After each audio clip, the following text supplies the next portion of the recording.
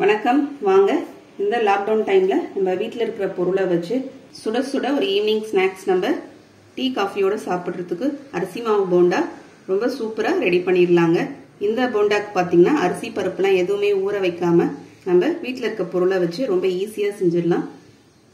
இத மாதிரி செஞ்சு கொடுத்தோம்னா சுட சுட செஞ்சு கொடுக்கும் போதே சாப்பிட்டுட்டே தட்டு காலி ஆயிடுங்க. இது தேங்காய் சட்னியோட சாப்பிட்றதுக்கு ரொம்பவே சூப்பரா இருக்கும். இப்போ ஒரு பாத்திரத்துல ஒரு கப் அளவுக்கு நம்ம அரிசி மாவு சேர்த்துக்கலாங்க. இந்த அரிசி மாவு நார்மலா கடையில விற்கிற அரிசி மாவு எடுத்துக்கலாம். நம்ம இல்லை வீட்டில் நம்ம ட்ரையா அரைச்சி வச்சிருப்போம்லங்க, அந்த அரிசி மாவு கூட எடுத்துக்கலாம். இப்போ அது கூட ஒரு 3 ஸ்பூன் அளவுக்கு கோதுமை மாவு சேர்த்துக்கலாங்க.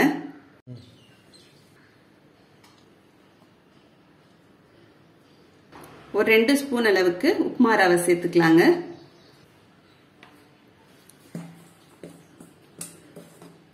சேர்த்துட்டு ஒரு கலந்து விட்டுறலாம். இது கூட நம்ம ஒரு கப்பு எந்த கப்பால அரிசி மாவு எடுத்தோமோ அதே கப்பால 3/4 கப்பு தயிர் சேர்த்துக்கலாம். தயிர் நமக்கு கொஞ்சம் புளிப்பா இருந்துச்சுன்னா நல்லா இருக்குங்க. சேர்த்துட்டு கலந்து விட்டுறலாங்க. இப்ப கொஞ்சமா தண்ணி சேர்த்துக்கலாம்.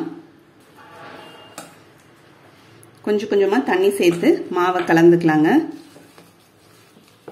இப்போ தண்ணி ஊற்றி நல்லா மாவை மிக்ஸ் பண்ணி கலந்து வச்சுட்டோம்.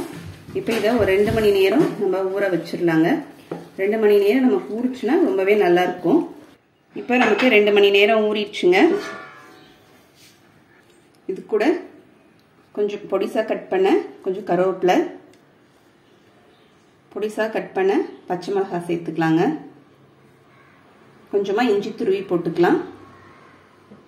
பொடிசா கட் பண்ண வெங்காயம் சேர்த்துக்கலாம். ஒரு வெங்காயம் சரியா இருக்குங்க.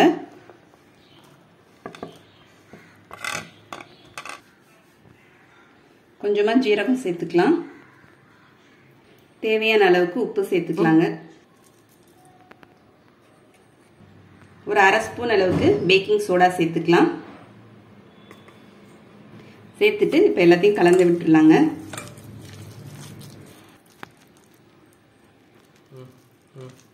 இப்ப நமக்கு மாவு இந்த மாதிரி ரெடி பண்ணிக்கணும்.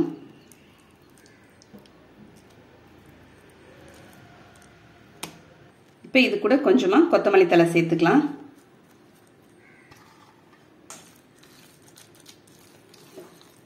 இப்ப கடாயில எண்ணெய் ஊற்றி வச்சிருக்கேங்க.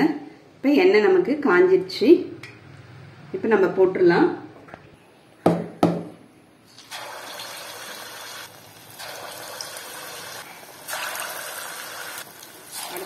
இப்ப அடுத்த பக்கம் திருப்பி விட்டுக்கலாங்க.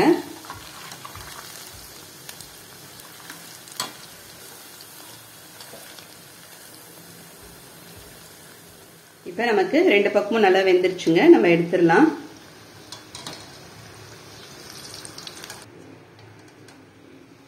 இந்த மாதிரி நீங்களும் செஞ்சு பாருங்க. செஞ்சு பார்த்துட்டு எப்படின்னு கமெண்ட் பண்ணுங்க.